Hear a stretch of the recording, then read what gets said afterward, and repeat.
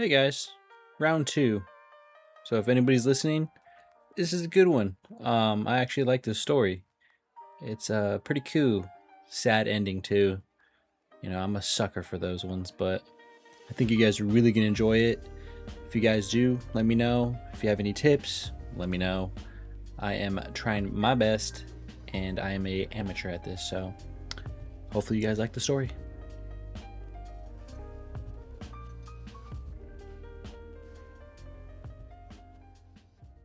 There's a rule about anesthesia I never learned in medical school. I never read about it in a textbook either. I didn't find it in a single peer reviewed study, and believe me, I looked. I learned about it the hard way though, and now I feel responsible for telling you what happened to me because I know I can't tell anyone else.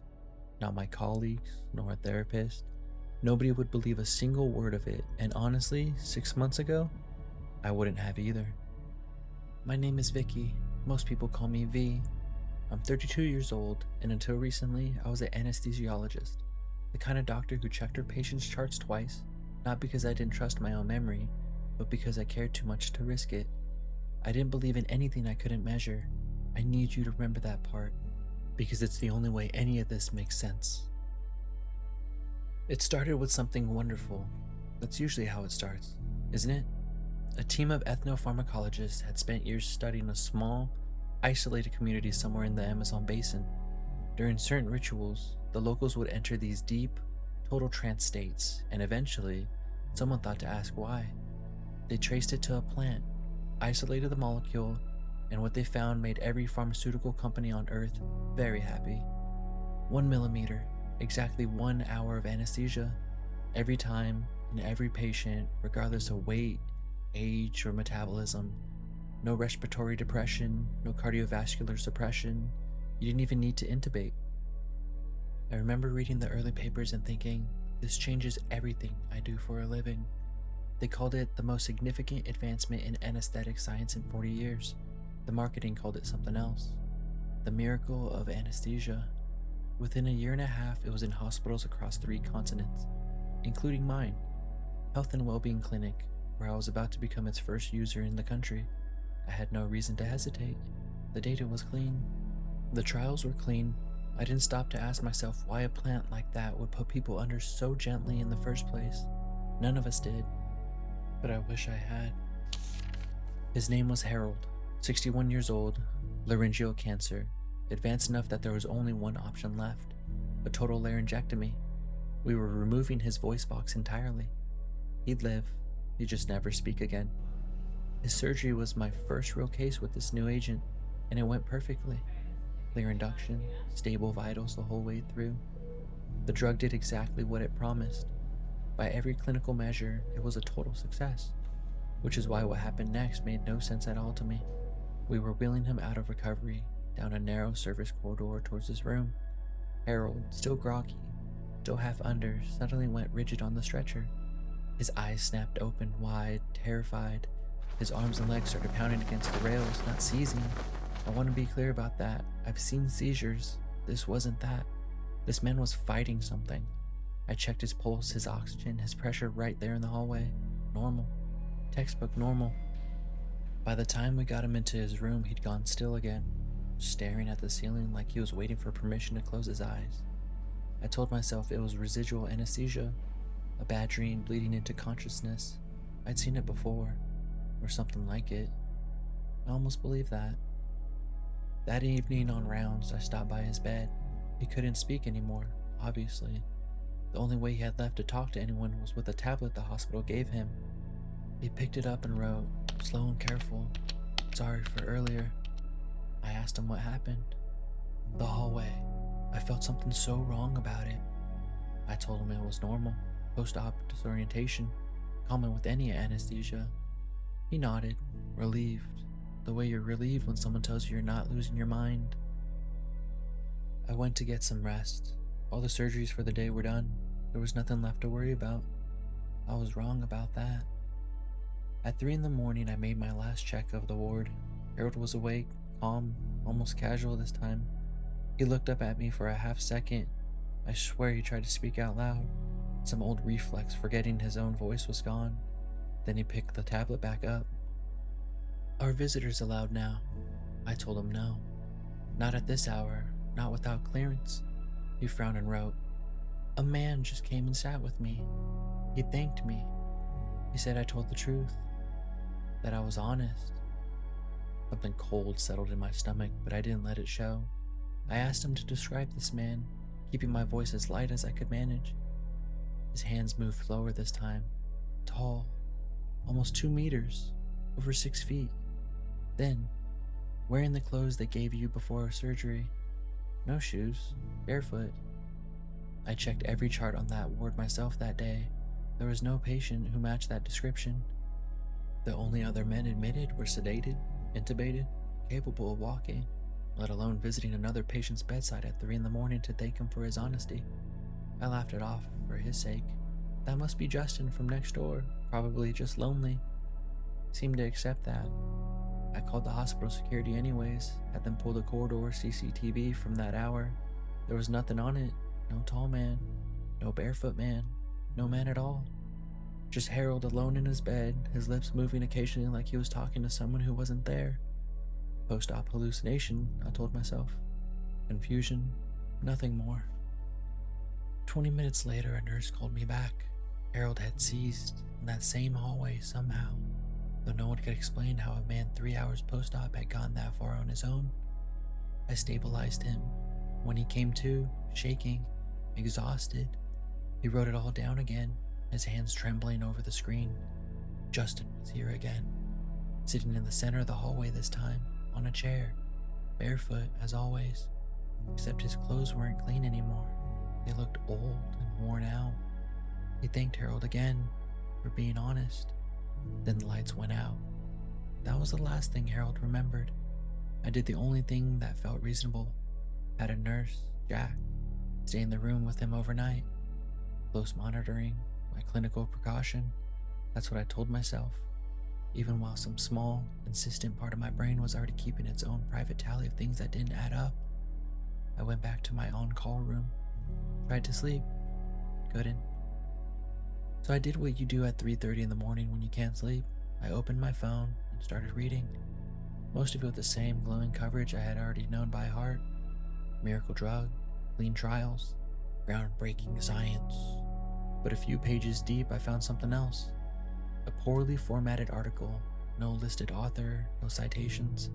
The kind of thing I'd normally close out of immediately. It claimed the drug caused intense, immersive hallucinations in a small subset of patients, and then the number I read twice just to make sure I hadn't misread it. 37%. The percent of patients, it said, who took their own lives within 3 years of receiving this exact anesthetic. No sourcing, nothing that would survive 5 minutes of peer review. I should have closed the tab. Instead, I kept scrolling and I found a documentary, low production quality, about the same rainforest community the drug had come from, and what the plant had actually been used for before any of us had ever heard of it. It wasn't medical, it was judicial. According to the elders in the film, a criminal and a witness would take the plant together, entering the same shared dream. In that dream, a figure appeared and asked each one of them a question. Tell the truth, you wake up. Lie, and you don't. That was how they decided guilt, not evidence. Not testimony spoken in daylight to people who could be lied to, only what a person was willing to say to something in a dream when they thought no one else could hear it. The way you link two people to the same dream, the film explained, almost as an afterthought, was blood. Each person injected with a portion of the others alongside the drug. I closed it, told myself it was nonsense, superstition dressed up as anthropology. Suddenly my phone went off with an emergency alert. Car accident, multiple incoming. I ran down to the ER the way I always did, fast, already running triage priorities through my head before I had even seen a single patient. Then I saw the gurney, and the face on it. My mother. Everything after that happened the way trauma happens, too fast and too slow, both at once. They rushed her into surgery. I wasn't allowed anywhere near the table, obviously. You don't operate on your own family. So I stood at the edge of it, watching a team fight to save the one person who'd raised me alone for as long as I could remember. They used the new agent. Of course they did. It was standard now. Her heart stopped on the table. They called it. I heard the time recorded out loud. The room went quiet in that specific, heavy way a room goes quiet when there's nothing left to try. I didn't accept it, not the way grief is supposed to look. I told everyone to leave, just a moment, just to say goodbye to my mother alone. They gave me that. Nobody argues with grief. The second the doors closed, I wasn't grieving. I was moving, drawing blood from her still body with hands that had no business being steady enough to find a vein, somehow or anyway. Preparing the agent, doing exactly, precisely the thing I had read about hours earlier and told myself was nonsense. I had no plan beyond that moment, no real belief it would work. Just a singular, desperate logic of someone who cannot accept an ending and will do anything, rather than let it be one. I injected myself, and the room, and my mother's body, and the fluorescent lights above me all dissolved into something else. I was standing in a hallway. The hallway. Harold's hallway, except wrong now. Stretched past any sense of an actual building should have. The air smelled like antiseptic. There were figures along the wall, hanging, dressed in patients' gowns gone gray and thin with age. Some of them barely more than silhouettes, swaying slightly, though there was no air moving anywhere in that hallway to make them sway. Some of them were talking, not to each other, to me.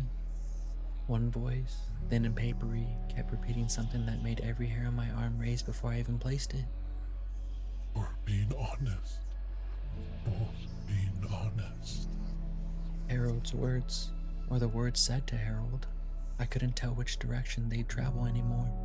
Another voice, I never saw whose, said my name, just my name, once, softly, the way you'd say it to someone you've known your whole life. At the center of the hallway, in a wooden chair that had no business being there, sat the man. Tall, too tall, thin in a weird way, wearing the same pale patient scrubs every hospital on earth hands out before surgery, barefoot, his feet resting flat against the floor. And beside him, restrained to something between a chair and a cross, wrist bound, was my mother, alive, awake, staring at me with an expression I had never once seen on her face in 32 years. Terror. He didn't stand. He didn't need to. His voice came to me without crossing the space between us. He told me the rule, plainly, the way you'd read someone their rights. One question, asked to both of us. Whoever gave the truth he accepted would live. Whoever didn't, wouldn't. And then almost gently, almost like he was doing us a kindness, he added the part that made my stomach drop entirely. Even if we both told the truth, even if every word either of us said was, by any human measure, completely honest, he would only accept one. There was only one ultimate truth allowed in that hallway. It didn't matter how many people were willing to say it. He turned to face us both and asked, "How did your father die?" "Your husband. How did he die?" I didn't understand, at first, why my mother's face went the color of the walls around us. I knew the answer. I'd known it for 32 years. Car accident. Late at night, on a road she'd never drove anymore. It was a single fixed point in my entire childhood. The reason it had always just been the two of us. She started to speak before I could open my mouth. Not to him, to me. "You killed him, V. You killed your father." I froze. "You killed him, V. You have to say it. You killed him." And this is the part I have to be honest with you about, because I've spent every night since trying to forgive myself for it. This should have been the moment I trusted her completely, took her words for exactly what they were, a mother, desperate, trying to save her only child. But I didn't, because in that hallway, with the dead murmuring on either side of me and something made of wrongfulness sitting 3 feet away, asking me to say the worst possible thing about myself, the first thought that went through my head wasn't gratitude, it was suspicion. Why would she say that? Why now? Is she trying to save herself? Has that thing already gotten inside her head? For one terrible human second, I looked at the only parent I had left and wondered if my own mother was trying to kill me. I didn't get the chance to resolve that thought, because something else was already surfacing underneath it. A smell of smoke that didn't belong in the hallway. The sound of my own small child's voice screaming somewhere far beneath 32 years of a story I'd mistaken for memory. A house, a fire, a doorway my father went back through because I was still inside. It came out of me before I decided to let it. I started the fire. I was I was just a child. I don't remember starting it. I just remember it was already burning and he went back in. He went back in for me. I killed him. And turned slow, deliberate towards my mother. Now you. And my mother, the woman who raised me alone for 32 years, who'd built an entire, gentle, load-bearing lie out of 2 words so I would never have to carry what I had just said out loud, looked me dead in the eyes one last time and said, "Car accident." Whatever had been patient about him until that point broke. His head tilted too far, his mouth moved in a way that suggested teeth where there shouldn't have been room for any, and the hanging figures along the walls, stirring all at once, reaching, murmuring louder, a chorus rising around both of us. One truth. He said, and his voice wasn't gentle anymore. Only one. The hanging figures reached for Mom, pulling her from her chair, and I was screaming a word that meant nothing in that hallway, because nothing I said now would be accepted as truth or a lie, or anything at all. She didn't fight it. That's the detail I kept coming back to, more than any other. She didn't fight it. She let herself be pulled towards that wall, toward the other already swaying there in their gray ruined gowns. And in the last half second before she became one of them, she looked back at me one final time, not with fear, with relief. Then the lights went out. The hallway, the man, all of it collapsed into a single black second, and I woke up, alone, on the floor of the operating room, my mother's body cold on the table above me, exactly where it had been left, exactly as dead as the moment they'd called it.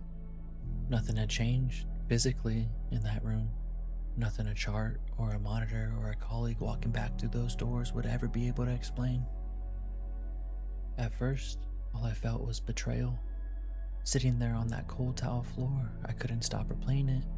My mother pushing me toward a confession, then reversing course, contradicting herself, lying in the one moment where the truth mattered most. Had she panicked? Had she tried to save herself and failed? Had she meant somehow for me to die there instead? It took hours, sitting alone in a stairwell, unable to go back to work, unable to explain to a single living person what I had just lived through, before the real shape of it settled over me. She hadn't been confused. She hadn't been trying to save herself. She understood, faster than I ever could, exactly what the rule meant. Only one truth would be accepted, and someone would die for the other. And rather than risk that my confession might somehow be the one he rejected, rather than take even the smallest chance that I might pay for something I did as a terrified, grieving child, she made sure the wrong answer belonged to her instead. 32 years of a gentle lie, maintained without a single crack, right up until the moment it mattered most, and then reversed, on purpose, at the cost of her own life, that I would never have to. I have to live with 2 truths now, and there's no one left to share either of them with. I killed my father. I've carried 32 years of grief for a man whose death was never a mystery to solve. It was a secret my mother built an entire life around protecting me from, and she knew the whole time. Every year, every birthday, every ordinary Tuesday dinner where I complained about residency and she just quietly, endlessly let me keep believing a story that wasn't true, because the alternative was me believing something about myself I never should have had to carry. There's no confession I can make now that undoes any of it. No one to forgive me. No one left who knows the truth and could ever tell me it's alright. Just a hallway I still dream about sometimes, and somewhere in it, a chair that used to have my mother in it, and doesn't anymore. We still use the drug. My clinic, in 11 other countries now. The studies are still glowing. By every clinical measure available, it's still a genuine miracle. Precise, safe, free of complication. That article is still online if you go looking for it. Still unsourced. Still impossible to verify. I don't know what I believe anymore. I only know I haven't gone under anesthesia since, and I don't intend to for as long as I can help it.